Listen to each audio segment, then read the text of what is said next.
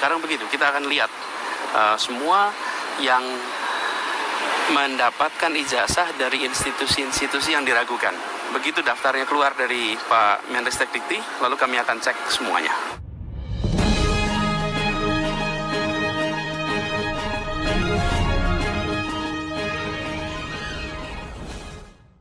Assalamualaikum warahmatullahi wabarakatuh. Insya Allah cerdas, berani, militan.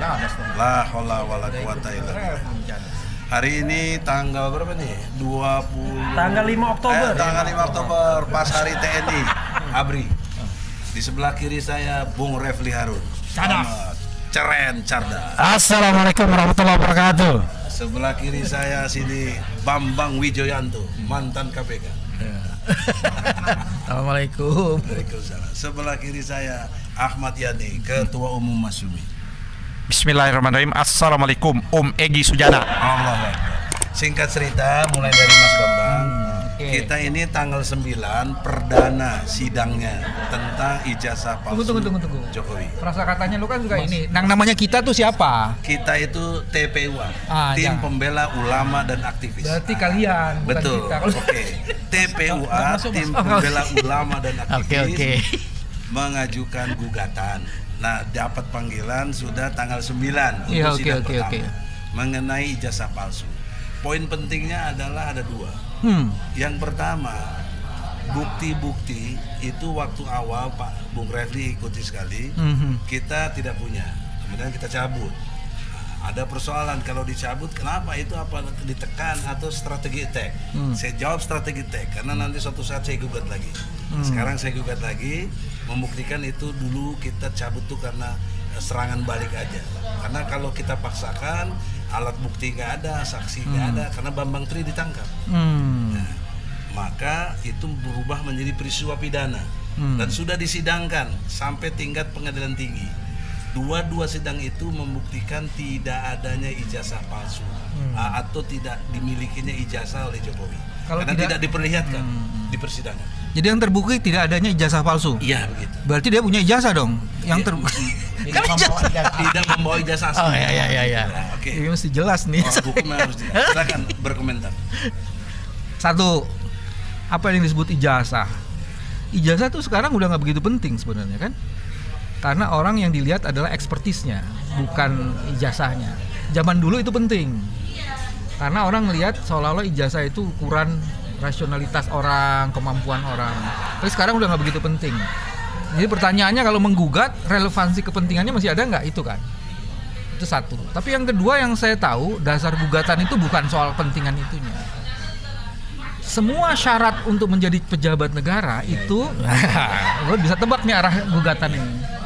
Itu memerlukan alat konfirmasi, bukan hanya bukti diri berupa KTP, tapi juga sejauh mana jenjang pendidikannya. Karena itu dijadikan syarat kan. Itu kan syarat menjadi pejabat negara biasanya kan jenjang pendidikan kan. Yeah. Nah itu artinya sebenarnya gugatan ini sasarannya ingin mendorong ya, apakah jabatan-jabatan yang diemban seseorang yang ijazahnya dipersoalkan itu justified atau tidak. Dan itu artinya ujungnya legalitasnya punya apa enggak. Dan itu bisa mendekonstruksi seluruh periode kepemimpinan seseorang yang ijazahnya Diduga palsu. Begitu kan kira-kira ujungnya? Betul. Terus apa yang ending yang di kok endingnya menurut versi Anda? Oh. Saya pikir ini kesempatan emas bagi pengadilan untuk membuktikan sebenarnya apakah memang ijazah itu ada atau tidak. Iya betul. Satu itu. Kalau udah ada baru kemudian kan pertanyaannya palsu atau tidak sangat tergantung dari ada tidaknya ijazah gitu. Kalau nggak ada ijazah, terus kita mau bilang palsu aja bukan palsu, emang nggak punya ijazah. Tapi sampai detik ini sudah 30 orang saksi. 3 dari kita ahli, satunya Rocky Gerung, Profesor Aceng, sama Dr. Taufik, ahli pidana. Dari mereka 27 orang.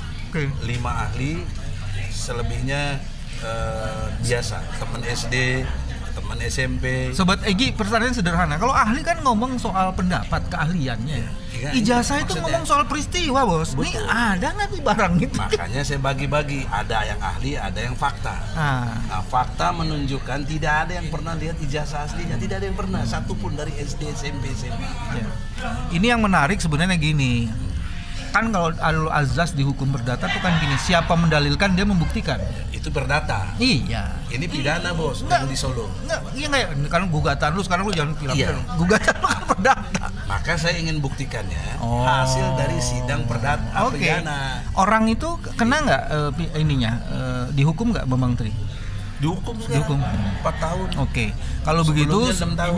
Ini ya memaksakan narasumber yang nggak ngikutin kasus. Nggak apa-apa. Ini disinilah objektivitasnya. Ini objektif, Bang. Nggak apa-apa, bagus. saya menduga sebenarnya Kita argumen yang mau dibangun oleh Egy itu adalah satu, Ini siapa dulu orangnya? Kita membahas diskusi siapa ini orang siapa ini? lu yang lu gugat siapa? Jokowi lah. Oh, Jokowi presiden sekarang. Iya. Oh, harus jelas dong namanya. Saya dulu, karena saya ngikutin kasusnya. Oke. Saya tutup ini kan udah mau jalan malam. soalnya. Jadi gini, Silakan, Bos. silakan. Jadi dalam pandangan saya, Egy dengan sangat cerdas mau menggunakan proses pidana itu untuk Iya, membuktikan sebagai alat dalilnya, bukti. ya kan?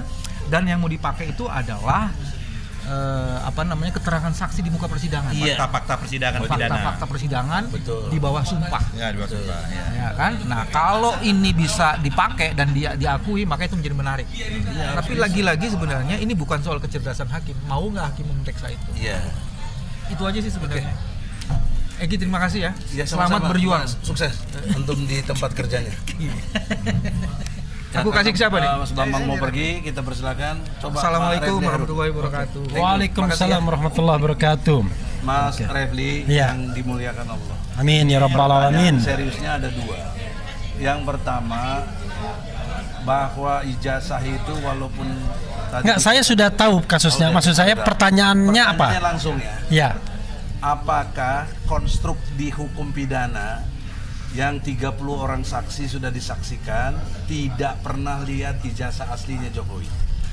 Bisakah kita pakai nanti di pengadilan negeri Jakarta Pusat yang sifatnya perdata sebagai alat bukti Oke.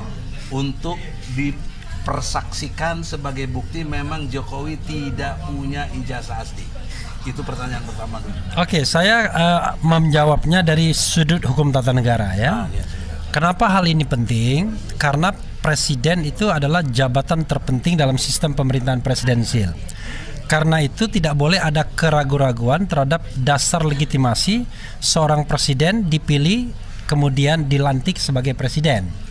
Kita tahu bahwa ijazah yang dipersoalkan kan ijazah S1, ijazah SMA juga ya. Iya. Nah, Sampai SD.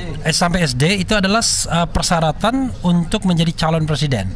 Dan kita tahu persyaratannya itu ijazah SD, SMP sampai SMA. Iya. Kalau S1 itu bukan wajib. Iya.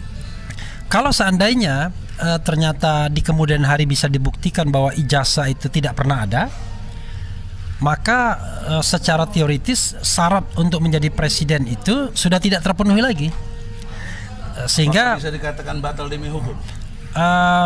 gini, karena ini hukum tata negara, bukan ranah hukum lain, batal demi hukum kan harus ditindaklanjuti dengan proses impeachment, proses pemberhentian. Tapi yang paling bagus adalah memang mengundurkan diri paling cepat. Tidak ada proses lain, kan mengundurkan diri malam ini juga bisa dan lain sebagainya. Nah, sehingga pengadilan ini menurut saya mudah-mudahan mampu membuktikan sakwasangka yang belum terjawab juga ketika Bambang Tri dan Gus Nur. Jangan lupa ada Gus Nur, ada Bambang Tri dihukum berdasarkan dianggap menyebarkan berita bohong karena mereka kan Gus Nur dan Bambang Tri melakukan sumpah mubahalah. Bambang Tri membuat karya tulis dan dalam karya tulis yang saya baca itu mengatakan ijazah Jokowi ya dua ya, Jokowi Undercover 2 mengatakan bahwa ijazahnya itu tidak ada ya, ijazahnya itu palsu dengan berbagai versi kata-kata. Ya, betul. Lalu dipanggil dalam podcast Gus Nur, lalu Gus Nur menantang untuk sumpah mubahalah. Bambang Tri bersedia, tapi akhirnya 2 orang tersebut dianggap menyebarkan berita bohong. Sebenarnya konstruksinya itu kan berita bohong soal ijazah Presiden Jokowi. Nah, dalam sidang yang saya ikuti secara intens, tidak ada satupun memang saksi yang melihat ijazah asli tersebut. Maka kan secara secara penafsiran terbalik ya, kontradiksio ya, harusnya kan apa yang dikatakan Bambang Tri atau yang dituliskan Bambang Tri yang kemudian diperkuat dengan mubahala itu paling tidak belum bisa dibantah, tak terbantahkan. Sehingga sebenarnya harusnya kan tidak ada dasar untuk menghukum baik Bambang Tri maupun Gus Nur. Oke, tetapi permasalahannya adalah kita tidak tahu kenapa beliau tetap dihukum, dan saya baca terakhir sudah sampai tingkat Mahkamah Agung hukumannya ini. Sekarang dan Mahkamah Agung ditolak. Iya. Kasasinya, Pak. Iya, kasasinya. Berarti ini keras. Iya, sudah inkra dan 6 tahun atau 4 tahun? 4 tahun. Jadi 4 tahun itu sudah inkra. Jadi dari 6 tahun ke 4 tahun dikurangi ya. Nah, sudah inkra 4 tahun. Tapi itu kan menurut saya hukuman yang berat sekali bagi seorang warga negara yang sebenarnya cuma membuat karya ilmiah saja. Pertanyaannya adalah sekarang apa gunanya gugatan perdata ini, perbuatan melawan hukum? Gunanya menurut saya adalah kembali menjadi medan ajang untuk membuktikan apakah ijazah itu ada atau tidak. Nah, tentu fakta-fakta yang bisa dikemukakan mudah-mudahan bisa diterima oleh hakim adalah apa yang tersaji di persidangan pidananya, ya, walaupun ujungnya dihukum, tetapi fakta persidangan tidak pernah membuktikan adanya ijazah itu. Apakah Jadi bisa itu jadi alat bukti? saya kira karena ini merupakan sebuah apa istilahnya ya, sebuah pencarian kebenaran substantif, harusnya hakim mau menerima dong. Kebenaran material. Iya, kebenaran material, ya kan?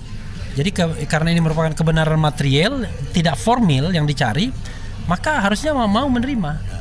Sebenarnya ini kan sengketa sengketa perdata, perbuatan melawan hukum yang dimensinya publik. Dimensinya tata negara sesungguhnya. Harusnya besok-besok ya, kalau kita melakukan reformasi hukum, gugatan seperti ini harusnya di Mahkamah Konstitusi aja.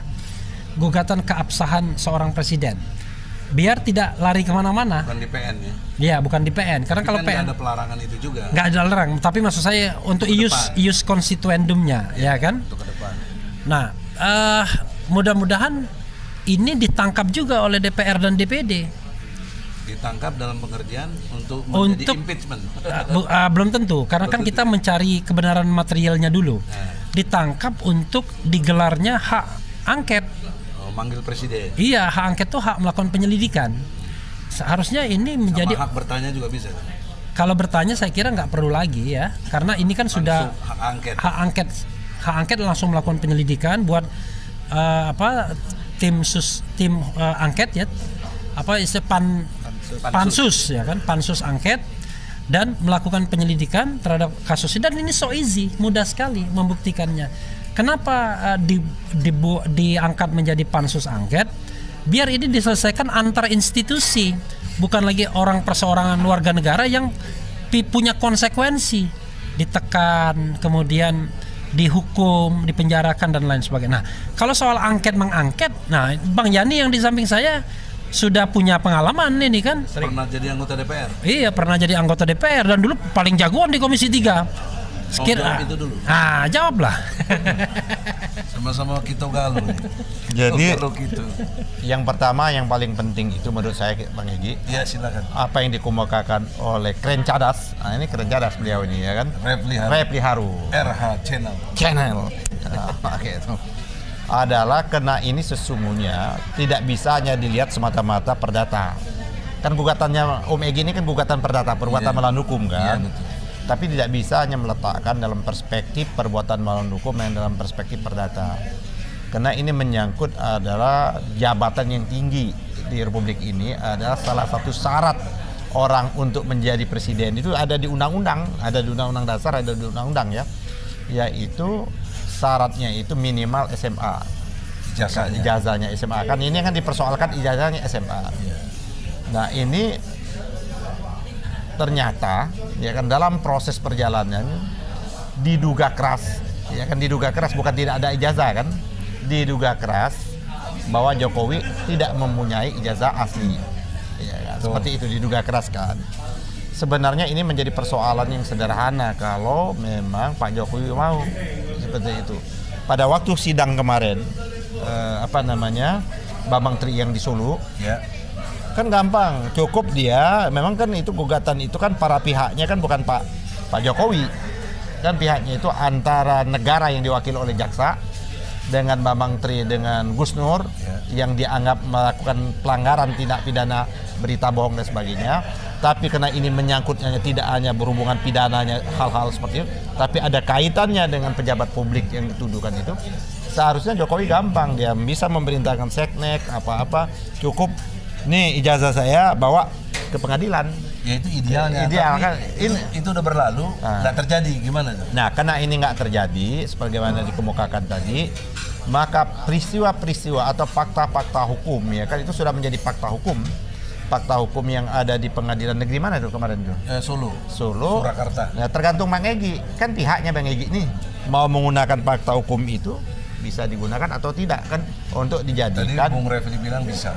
Enggak, bukan bisa. Om Egy mau menggunakan atau tidak itu? Mau. Nah, Justru karena mau, saya gugat lagi. Ya, karena Om Egy mau, maka itulah yang harus sebenarnya dijadikan dasar juga. Jadi perdata itu tidak hanya melihat konteksnya. Ini kan gugatan melawan hukum sebagaimana dikemukakan, hanya urusannya privat. Ini adalah menyangkut urusan yang paling mendasar, ini jabatan tertinggi seorang seperti itu. Nah, jadi menurut saya silakan nanti kan Bang Egy membawa bukti karena yang digugat ini langsung adresnya Pak Jokowi juga. Ya kan, walaupun dengan dalil itu kan bisa kita kesampingkan siapa yang mendalilkan dia membuktikan. Maka Pak Jokowi lebih gampang juga karena dia pihak yang terkait dalam perkara ini maka dia membuktikan. Satu sisi Bang Egy membuktikan bahwa dia bisa membuktikan bahwa dia ada punya dengan membawa. Sekarang ada proses pembuktian. Tapi pertanyaan seriusnya gini, Bung Yani. Selama ini tentang ijazah palsunya diduga Jokowi ini nggak pernah komentar sedikit pun, nggak ada komentar. Kan sebenarnya cicing wae cek sono. Ya itu makanya itulah yang membuat orang menjadi tanda tanya. Jadi jangan salahkan publik, jangan salahkan rakyat kalau akhirnya mengaminin apa yang diomongin oleh Bambang sama Gus Nur gitu loh, karena dia tidak memberikan respon. Di sisi lain dia diam saja tapi dia gerakin kepolisian, kejaksaan untuk menghukum. Nah itu yang itu seharusnya ini jumping pidananya. Seharusnya dibuktikan dulu ini. Proses perdatanya, proses ini ya dibuktikan. Kalau memang ternyata dapat membuktikan, baru dikatakan berita bohong. Jadi bagaimana ada berita bohong tapi yang aslinya nggak ada, gimana seperti itu? Nah gini, waktu konstruksi yang pertama, Bung Refli juga yang bahkan sedikit meragukan saya, ini kenapa dicabut? Nah, saya sudah jujur waktu itu mengatakan saya nggak kuat karena dua hal penting, saksi dan bukti. Nah pertanyaan saya gini, Om Egy, dengan ya sebentar, ditangkapnya Bambang waktu kan, itu. Boleh kan nanya juga? Boleh jadi os. Kan itu kan Om Egy, ini sangka orang di luar supaya Om Egy bisa klarifikasi di forum ini. Sudah. Nah, kan maksudnya gini. Waktu di forumnya channel udah saya bukan. Kan Om yang mau diklarifikasi. Nah gini, Om Egy itu kan bukan mewakili diri Om Egy. Ya bukan. Kan mewakili Bambang Tri. Ya. Tidak hanya Bambang Tri, Muslim Arbi ya. Nah, sekarang ini bukan yang kedulu. Yang dulu Bambang Tri, Gus Nur kan. Nah orang nanya kok Bambang Tri sama Gus Nur aja nggak mencabut, kan prinsipal. Yang berhak mencabut itu si prinsipal, bukan kuasanya kayak gitu. Kuasanya boleh mundur dong Om Egy. Saya mundur nih karena nggak ini.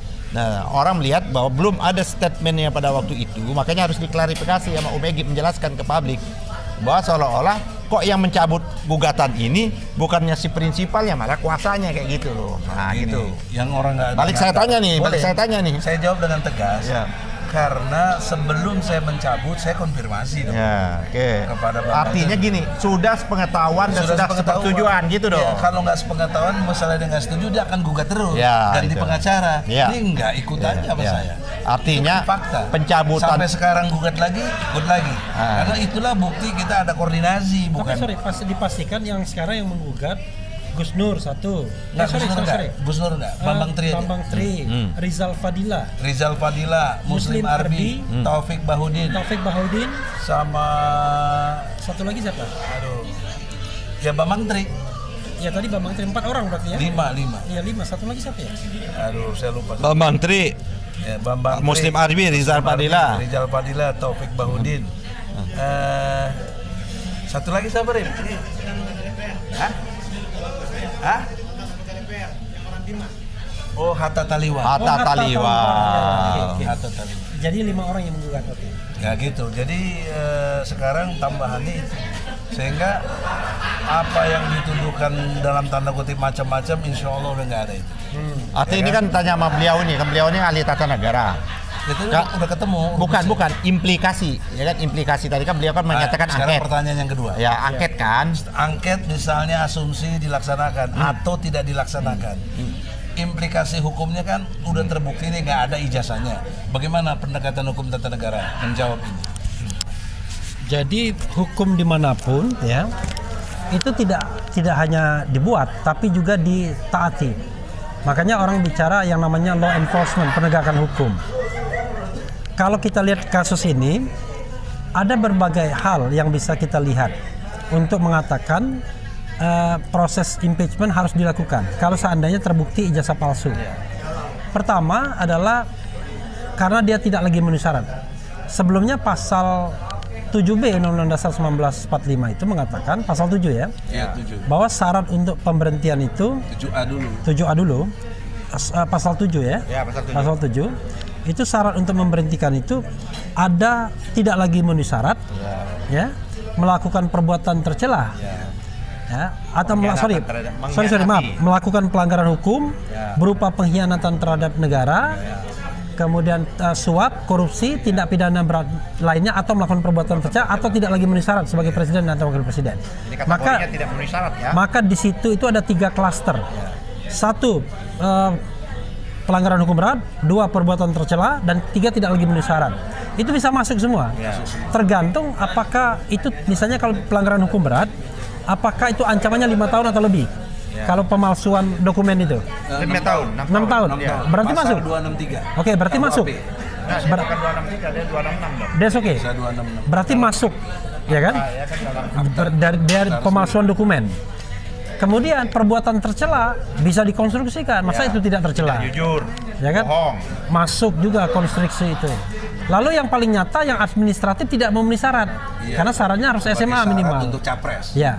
Karena itu menurut saya seandainya memang gugatan ini terbukti bahwa ijazah itu tidak pernah ada, kan kita bicara andai ya, bukan berarti kita memastikan pasti iya, maka DPR sebagai sebuah lembaga yang memang ditugaskan untuk hal seperti itu ya harus bersikap. Bahkan menurut saya tidak perlu lagi dilakukan hak angket. Iya, Langsung saja hak menyatakan pendapat. Ya. Hak angket itu kan baru menyelidiki. Iya, ini kan sudah putusan. Saya juga bingung tadi nggak usah penyelidikan, orang sudah diadili. Oh bukan, nggak bisa. Bukan ini faktanya Ini nanti. sekarang. Ya. Kalau sekarang, Oke. maksud saya long with bisa disambut oleh DPR. Tapi kan lihat referensi yang lalu. I see. Tapi kan saya bicara tentang pakam Jadi ketatanegaraan. sekarang langsung aja ke menyatakan pendapat ya. Iya, Kalau faktanya terbukti faktanya bahwa ijazahnya memang palsu atau tidak benar atau salah atau apa, maka langsung hak menyatakan pendapat harusnya. Anehnya, brother, nggak ada satupun anggota DPR yang komentar soal itu, nggak pernah ada satupun. Ya itu kan sebenarnya itu kan realitas politik. ya itu realitas politik. Sama dengan KM 50 kan. Ya, itu sama banyak dengan- kejanggalan Jadi tapi ada realitas politik, ada yang hal yang ideal. iya. Nah saya kan cuma bicara hal idealnya. Realitas politiknya nggak ikut-ikut kita. Jadi kita berharap ini terakhir ya. Ya, Terakhir. closing. Kita berharap Closing statement. proses pengadilan ini bisa membuka dan ini bisa juga Oh iya ya.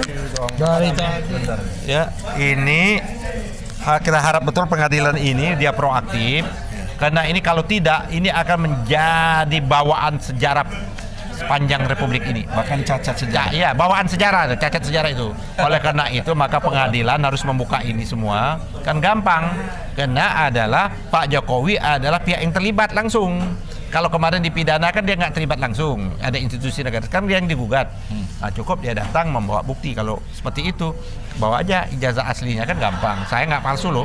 Nah, kalau memang dia dapat membuktikan bahwa dia ijazahnya asli ada, Pak, maka apa yang dilakukan oleh kepolisian dan kejaksaan mengadili yang namanya Gus Nur dan mengadili Bambang adalah sah dan absah, gitu loh. Ya. Oke, sekarang ini closing statement. Ya, closing statement dari saya. Di sini nggak sampai 2 jam. Sebagai warga negara yang memiliki hak untuk memilih, ya kan, dan kita terlibat dalam proses pemilihan presiden, tentu kita punya hak konstitusional untuk mempertanyakan keabsahan persyaratan menjadi presiden tersebut. Jangan dianggap bahwa ini adalah upaya untuk menjatuhkan pemerintahan, karena kalau menjatuhkan itu adalah yang sah dibilang tidak sah. Tapi kita justru ingin menegakkan bahwa yang sah adalah sah, yang tidak sah tidak sah. Jangan dibalik-balik. Kalau memang ijazahnya sah, case close, selesai. Asal dengan peradilan yang fair. Tapi kalau tidak sah, ya kan, terbukti harus dinyatakan tidak sah, dan mungkin lebih baik Presiden Jokowi mengundurkan diri. Karena jauh lebih mudah bagi bangsa ini menyelesaikannya. Modelnya atau berhenti seketika kayak model. Ya, yang mengundurkan diri. Karena kalau misalnya pakai proses impeachment lagi, nanti khawatir ada proses politisasi yang justru menghindari fakta yang ada.